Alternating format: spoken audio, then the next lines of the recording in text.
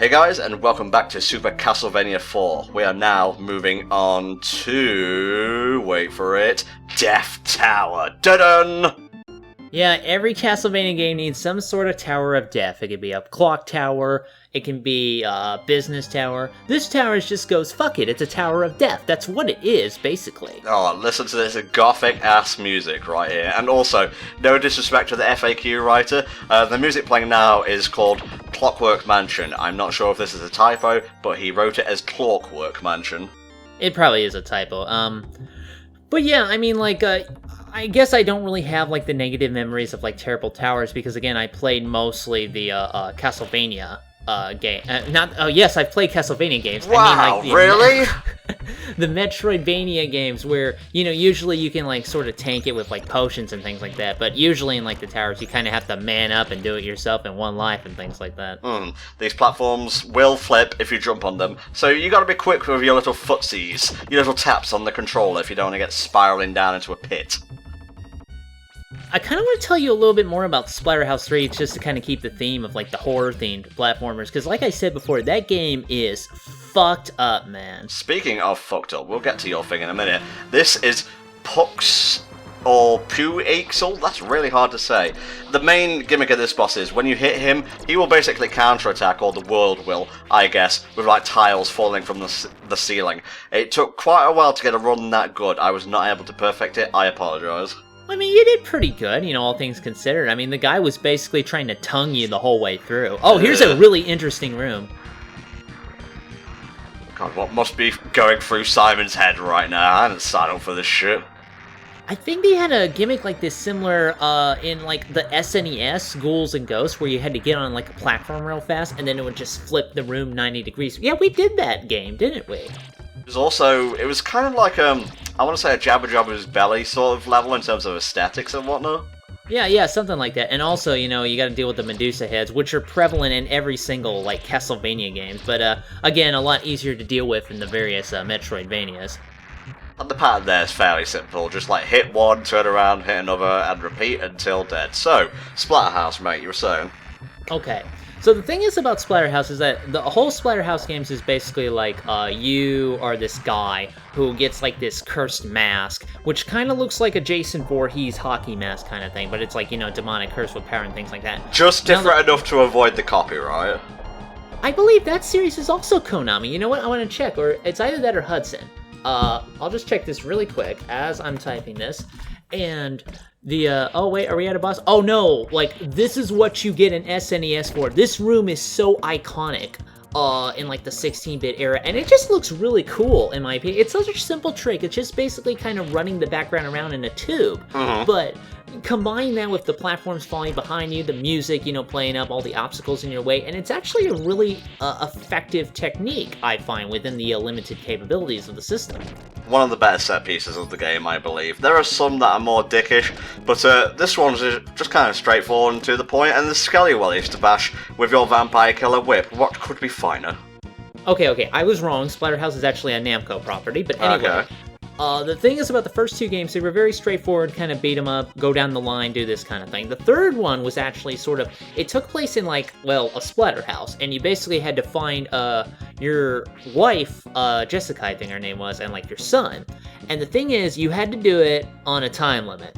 And if you didn't meet that time limit, absolutely fucking horrible things happens to them. And it's not helped by the fact that your character, maybe I'm bad at the game, I'll admit that. Your character sort of sucks. Like, it takes so long to fight enemies and you have to defeat them all to clear the room. Do not dance when I am telling a story, Simon. Oh, well, you know, we're going up a really slow-moving elevator here. We could take the hard mode portion of the elevator on the right-hand side, but I'd rather just, like, you know, after many retakes, I need a break, you know? Carry on.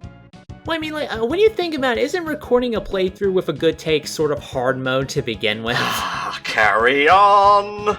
But it's like, it's not helped by the fact that you have to take so long to beat enemies, and like weapons are few and far between. You have like a limited power-up system. You have to be like fucking absolute super perfect with your game if you want to save them both. But if you don't, horrible fucking things happen to them. Like, I think with like the wife, you have to try and save her first. And what happens is, like, something eats her fucking brain and she becomes like a monster or something, and then the same can happen to your kid, and it's just like, God, you just feel like a total piece of shit when you play that game. It's fucked up, man. Yeah. As always, moving on from that ghastly proclamation, spikes will kill you instantly. Do not let yourself be tagged by them. Yes, even the sides will put you on your back.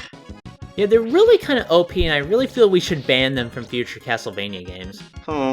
What's the latest Castlevania game to come out? And don't say like a patchy slot machine. I don't want to cry during the course of recording a Let's Play.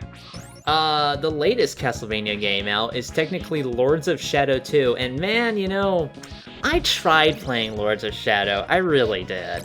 I was just not impressed, not only for the fact that it was really kind of a lackluster equivalent to Castlevania, a Western equivalent, and it lacked all of the personality and charm that the series had, but it was like some lame-ass God of War clone. It wasn't really that good. I don't know, I struggled to play it a little bit, so I didn't even bother with Lords of Shadow 2. Alright, this stone golem-looking mofo here is Coronaut. He will occasionally throw blocks at you. Blocks will come down from the ceiling. Don't know why that's a running theme in this particular level, but I ain't gonna judge. Not too hard of a boss once you get into, like, what the pattern's like on the ceiling.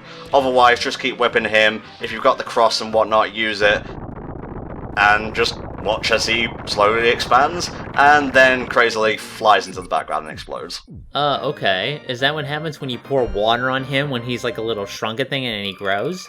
Apparently so, mate, apparently so. The music throughout this particular stage that I did not get a chance to mention, well, I did at the beginning, Clockwork Mansion in the first part, and I think that's roughly about it.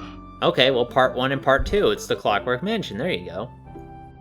Alright, stage 5, which is Castle Entrance, now playing Into the Castle.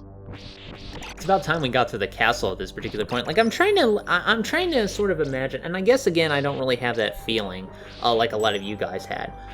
I can't really imagine the struggle that video game players in the 16-bit era had to do when they buy a game, and that was it. Like, they had to conquer it because they made such an investment. I mostly rented my shit from a old chain store that they don't exist anymore. It's called Bellsham's. It's a US one, so don't worry, Tom. You know, you don't have to know what I'm talking about. Nice. But the thing is, their gimmick was that you pay like $1, and you can get a video game for like 2 days. So really, my adventures on the Sega Genesis was just kind of renting shit and trying to make it as far as I could. And then you get to the point where sometimes, you know, it's like, you know, you just can't make enough progress, and that's it. You're fucked. You can't, you know, get anything else because mom's got to drive you back to the store, and dad doesn't want to do it because he's a lazy piece of shit. You know what I'm saying? Oh, it's getting real again. But I mean, like, it was always kind of cool, though, to rent video games, especially when you didn't know what was going on. Because back then, again, most people, they had, like, game magazines. The game magazine I had was GamePro. And GamePro was fucking awesome back then, back in the day. Near the end of their life, they kind of got more boring and realistic because games have to be serious now and shit like that. But back in the day, like, you know, I could only get a few issues of GamePro at a time. So I still didn't know, like, the majority of stuff that was coming out. So it was always kind of a gamble, an interesting gamble to see what you would discover. Sometimes you'd really luck out and you'd discover shit like Rise Star. Oh, yeah. And Rise Star is my fucking jam, as you know. Sometimes you discover shit that you just don't know what to make heads or tails of. Like, there's this EA game called Technomancer, where it's like this weird overhead shooter kind of thing, but you were like a tech mage, but you had like flame powers or something like that. I don't even remember, I'll be honest with you.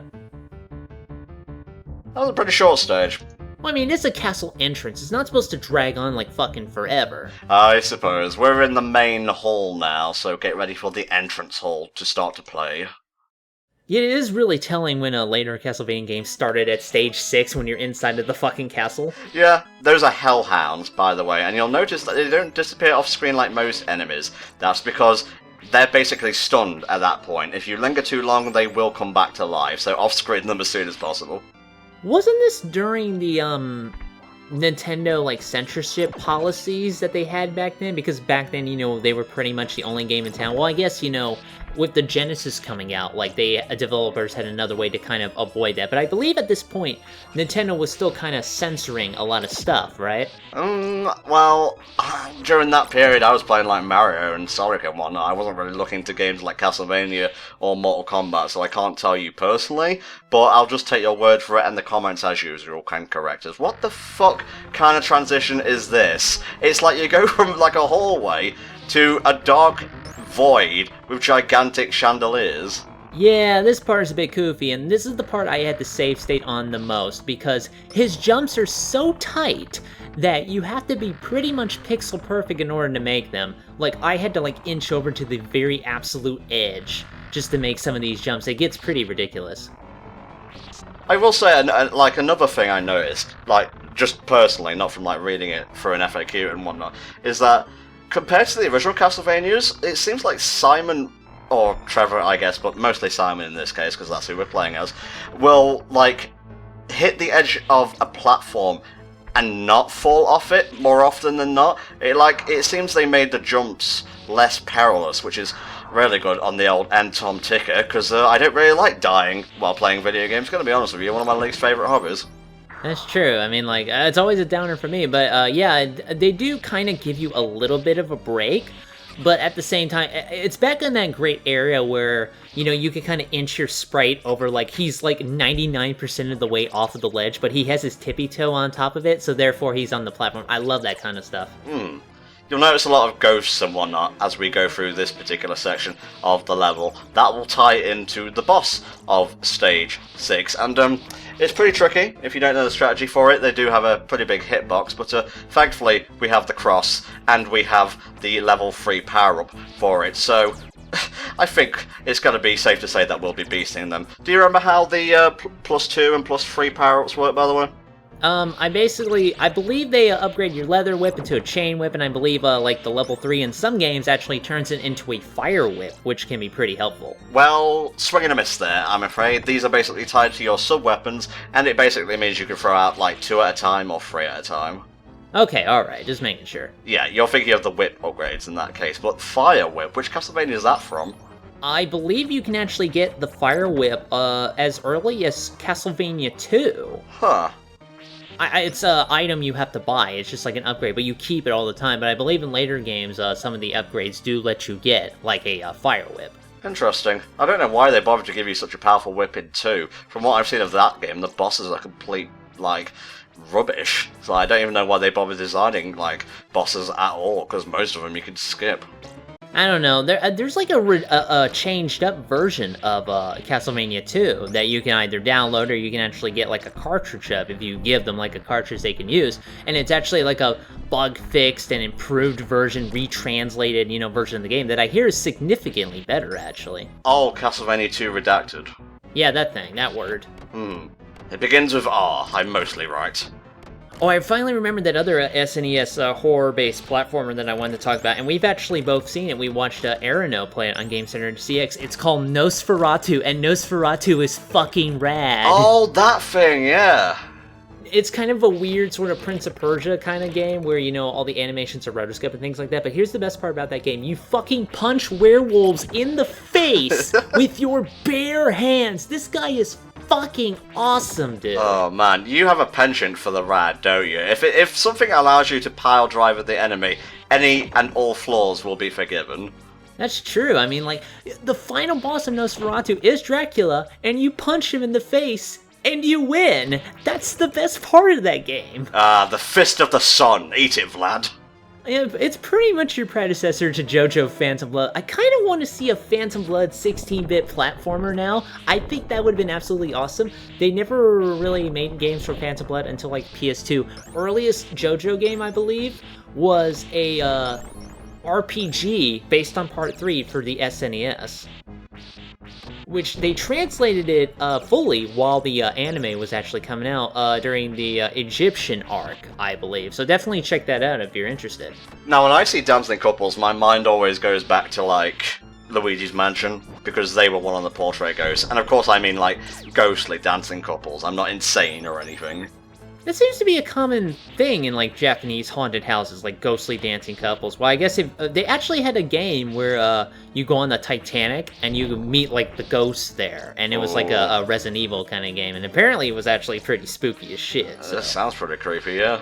It's called Echo Nights. I'll have to look that up again. I'm kind of getting a bit of a hankering to a 1-up.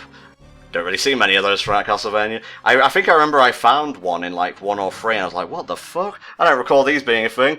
Anyway, this boss here. Just keep throwing the cross, keep jumping around. You gotta go up pretty high to be able to get over their hitbox, but really, they're piss easy. Boom, done. Kind of a weird boss, but okay. The Dancing Spectres is what they're called, but I called them dead as shit, son! Okay guys, we'll see you next time for the penultimate part of Super Castlevania 4. That will be airing next week, so come back then. Bye bye!